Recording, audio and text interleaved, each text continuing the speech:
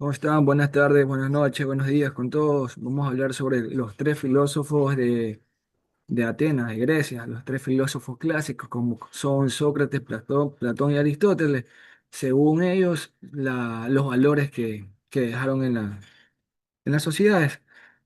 Bueno, pero para hablar un poco de esto, debemos diferenciar que hubo un antes y un después. En la época de los griegos clásicos, antes y durante también de los griegos clásicos existía lo que es la filosofía de la naturaleza.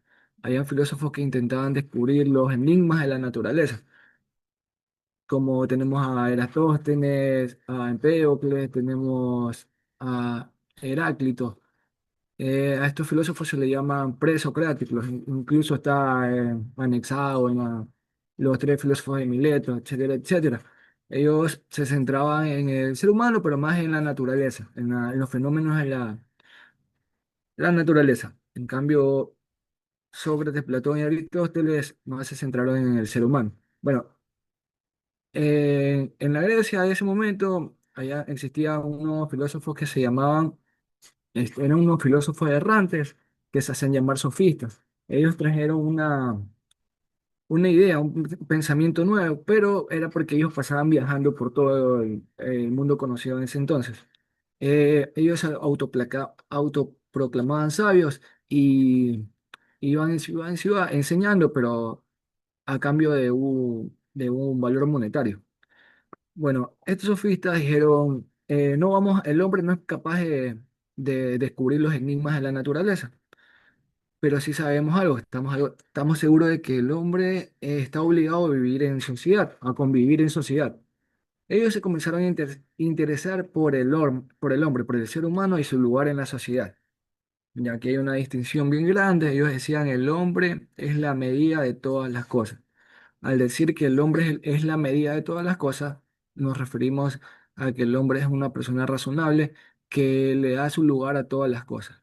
Que quiere decir que, por ejemplo, es capaz de identificar lo que está bueno, lo que está malo, el bien, el mal, etcétera, etcétera. Eh, Ellos crearon un debate en Atenas, estos filósofos, que decían qué está determinado por la naturaleza y qué está determinado o creado por la sociedad. Bueno, ellos pusieron los primeros cimientos de una crítica social, una crítica social en la actual ciudad-estado de Atenas. En ese momento, todo lo que les estoy comentando pasaba en Atenas, porque era la capital del conocimiento de ese entonces. Y abrieron un debate en Atenas. Como que ya las personas empezaron a preocuparse por el hombre, el ser humano y su camino en la sociedad. Entonces, hay un tema que ellos dicen del pudor natural. Hablan del pudor natural, si es algo que es intrínseco del ser humano, algo natural, como por ejemplo respirar, sentir hambre, sentir frío, o es algo creado por la sociedad. Y ellos, como viajaban por todo el mundo, se dieron cuenta que no, que el pudor es algo creado por la sociedad, porque hay lugares en donde no tienen vergüenza de estar sin ropa, por ejemplo.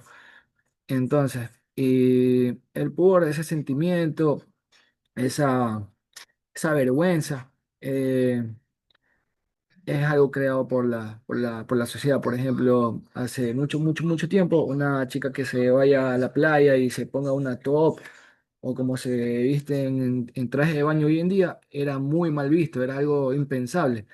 Estaba mal visto en la sociedad, como ejemplo, ¿ya? Y también ellos decían que el pudor no siempre concordaba con la realidad de cada pueblo, de cada cultura.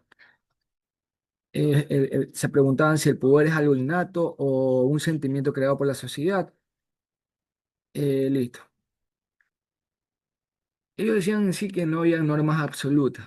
Ahora, con esto dicho, ya vamos a entrar a lo que es Sócrates, que él vivió con los sofistas y los sofistas le tenían, eh, ellos conspiraron para llevarlo a la muerte a Sócrates, después de todo, porque Sócrates introdujo un método de investigación. Sócrates preguntaba a los sofistas y los sofistas con las preguntas de Sócrates llegaban hasta el límite de su conocimiento, ya no podían seguir avanzando porque no sabían cómo responderle a Sócrates. Esta es una metodología que Sócrates introdujo en la sociedad que se llama eh, mayéutica. Bueno, entre tanto, Sócrates fue uno de los primeros filósofos griegos, el primer filósofo clásico en el siglo V después, antes de Cristo, perdón, antes de Cristo, y en total era una persona enigmática. Los valores que dejó principalmente Sócrates fueron la sabiduría. Él decía que solo sé que no sé nada, solo sé que no sé nada. Reconocer que siempre hay algo más por aprender. Esta sabiduría también podemos decir que otro de los valores que introdujo Sócrates fue la humildad con esta frase, porque es humilde al reconocer que no sabe nada, que no sabe nada, solo sé que no sé nada. Bueno, otro valor fue la justicia, actuar correctamente y responsablemente y respetar a los demás. Decía que por medio de la razón podíamos llegar a lo que está bien, lo que está mal. Utilizaba mucho la razón de la escuela de él, racionalista, Sócrates. Eh, en el momento que lo llevaron a muerte a Sócrates, también él no quiso ir en contra de sus principios porque pudo haber suplicado que lo perdonen y así lo exiliaban de Atenas, pero prefirió morir porque creía que no estaba haciendo nada malo. Eh, Él cuestionaba las creencias de la Atenas actual, de la Grecia actual, cuestionaba a los dioses, etcétera, etcétera, y eso movía como que eh, mucha polémica. Y por eso lo sentenciaron y por la mínima diferencia lo sentenciaron a muerte y él decidió que está bien y no iba en contra de la justicia. Si así eran las normas, no iba a decir que se hagan de otra forma. La honestidad, vivir con sinceridad y la verdad, conforme a sus creencias, autoconocimiento, conócete a ti mismo. Y la virtud era el valor más sabio y más valorado de los griegos. Y Sócrates defendía mucho lo que es la virtud, porque decía que a través del conocimiento, del entendimiento, podíamos ser más virtuosos. Bueno, listo. Para la debida comprensión es necesario eh, darle un empujón, y eso es lo que hacía Sócrates con el conocimiento, haciendo por medio de la pregunta. Eh, la diferencia de Sócrates con los sofistas era la capacidad de distinguir entre lo que está bien y lo que está mal, que lo que está bien y lo que está mal se encuentra en cada razón del individuo.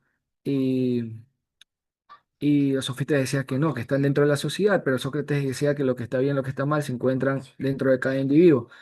Bueno, Platón con el mundo de las ideas también introdujo nuevos valores, defendió los valores que dejó Sócrates, pero defendiéndolos desde su punto de vista, desde el mundo de las ideas. Tenemos la mitología de la caverna también, que decía que atrás de todo hay una idea absoluta que vive en el mundo de las ideas. Por ejemplo, los seres humanos están hechos con el mismo molde, solo que somos diferentes porque no todos los productos de los moldes son iguales. Y así, bueno, a continuación mi compañera Sameli Solís. Yo les voy a hablar sobre Aristóteles. Para Aristóteles, los valores se basaban en la virtud, también llamada arete, que significa excelencia humana. Él decía que la virtud consiste en encontrar el justo medio, es decir, un equilibrio entre el exceso y el defecto. El objetivo principal de la vida, según Aristóteles, es alcanzar la eudaimonia, que significa felicidad o plenitud.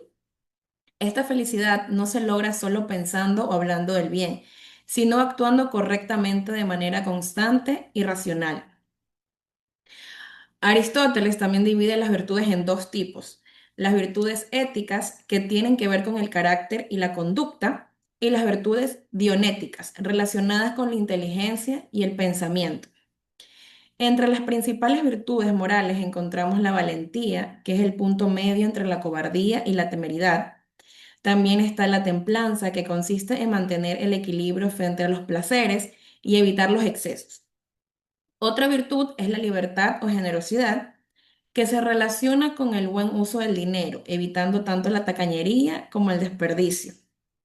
También menciona la magnificencia, que es actuar con grandeza y equilibrio en acciones importantes, y finalmente la justicia, considerada la virtud más completa porque permite una buena convivencia en la sociedad.